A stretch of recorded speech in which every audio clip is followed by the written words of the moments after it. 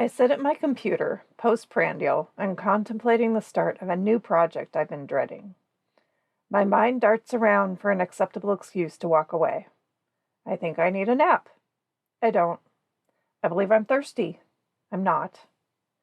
I am a typical physician mom, highly driven by nature, no question. But drive alone isn't without struggle. There are times I spin my wheels to get any work done, taking twice as long to finish work, then eats into my family and personal time. Unease follows me the rest of the day. Rinse, cycle, and repeat.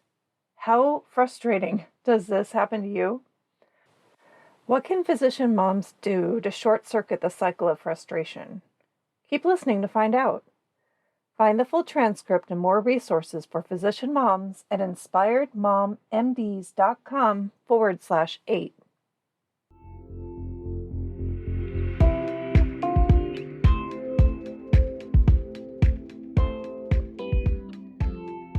You're listening to Inspired Mom MDs with host Cindy Van Prague, helping physician moms take back control and prioritize what matters most so they thrive in private practice and at home. Where is your balance of family and medicine? You have your charts to finish, your kid needs to be picked up from track practice in 45 minutes, and you haven't even thought about pulling dinner together. So you sit down. The clock is ticking. What happens? Do you get work done so you can tune into family obligations? Or do those charts drag through the evening, finishing up sometime after dinner? In another example, many of my colleagues are in programs like integrative medicine or acupuncture or so many other interesting additions to their practice. For them, the issue maybe isn't charting, but studying and just retaining knowledge. I relate to all of you doing this as I finish my own integrative medicine fellowship and keep taking local classes in different topics. These things enhance our own self and our careers. Smart move. But they require commitment and focus, just like those charts, without taking away from family. This is something I help fellow physician moms accomplish. I'd like to share my personal story of tackling this mountain of work. You know, you're forced to multitask in your practice, but you don't have to at home. At work, there are so many things flying at you from every direction, from seeing patients to writing prescriptions to answering questions to charting to doing a procedure. It's a whirlwind, and it must be that way. That's medicine. Your home life doesn't have to be like the office. You can switch to a more comfortable gear. Multitasking and doing it all at once may not work. Well, people fall into two camps, those who insist that they can and those who accept that they can't. Science mostly tells us that we can't. There are some interesting pro-multitasking articles, though, about combining multimedia and work. Many articles in the field of psychological science and neuroscience state that our brains do not perform well with multitasking. Think of writing a critical email while scheduling your dentist appointment at the same time. The brain has to switch tasks, reducing the ability to focus well on either one. Furthermore, with task switching, we pay a price of decreased performance overall. That's truly disappointing. I'm trying to side with science, but it goes against my instinct. Which side are you on? When I sit at my computer trying to make movement on a project, I use a couple tricks to keep moving. Here they are.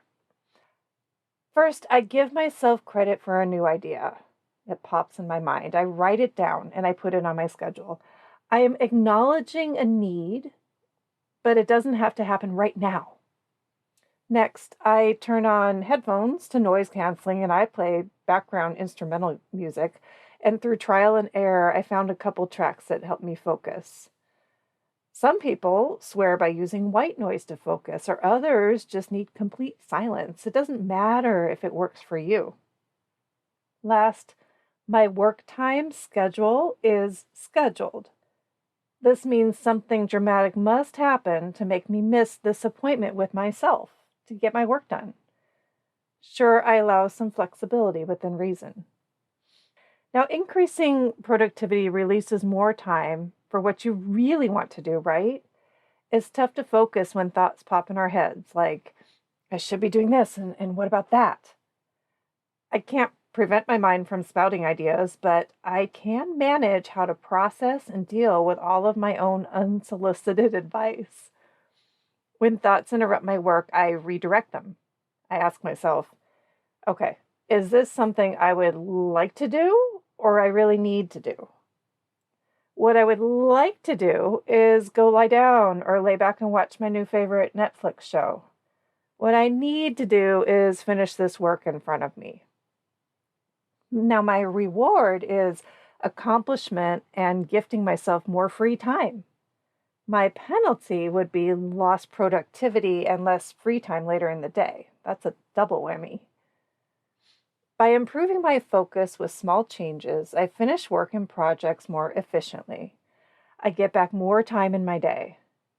I win by feeling satisfied, doing an overall better job, and having time for what I want to do, which is be there for my kids. Being present for my kids is priceless. My goodness, they're teenagers already, and I feel like time is pushing faster and that I need to capture what I can before they move out of the house. And I also win by making sure that all the little self-care items get checked off too, like, I don't know, planning a healthy shopping list for my next run to the store.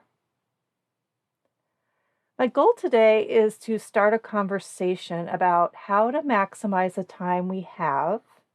And when we focus a little more, we have more free time later to do the fun stuff in life.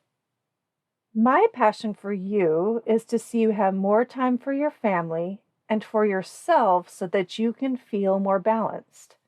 You will have an improved health and resilience, and this leads to stronger physician moms. As a stronger person, you'll then touch the network of people surrounding you in a positive way, like a shining ripple effect. It's time to take control and thrive.